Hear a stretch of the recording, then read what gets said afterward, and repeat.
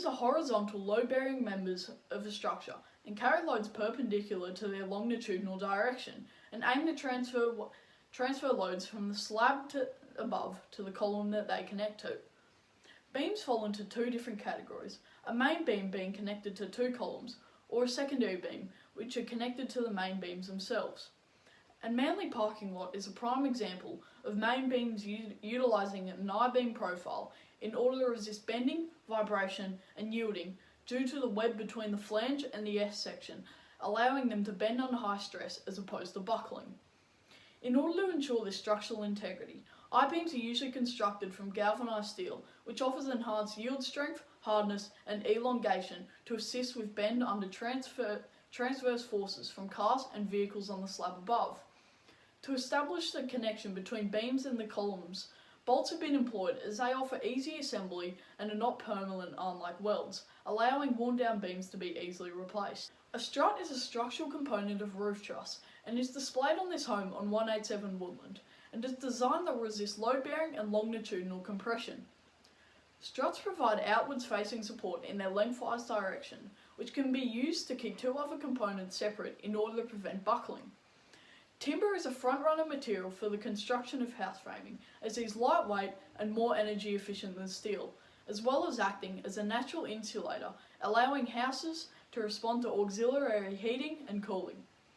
This timber is then lathered in a thin coat of beeswax in order to repel mould and corrosion of the wood, and the timber is then held together by steel connector plates, which offer easy assembly and enhanced beam support. A cantilever is a structure where a beam extends from a column and is not supported at the other end.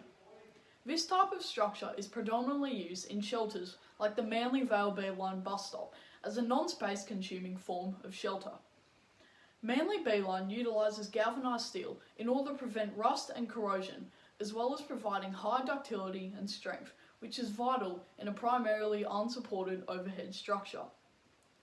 A square beam profile has been adopted, which offers a wide flange and large lateral stiffness, which gives resistance to shear and torsion, which if applied in high doses will lead to fracturing of the beams within the cantilever.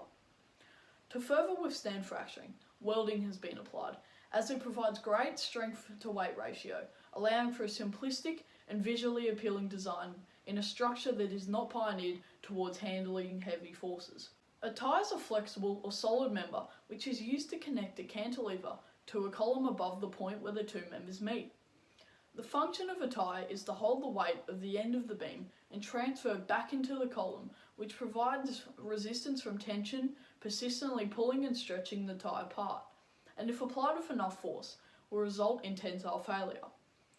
This cantilever on the side of a warehouse on Old Pittwater Road adopts an I-beam profile on their tie beam to further assist in withstanding tensile failure due to the webbing between the S section and the flanges, offering high ductility and strength.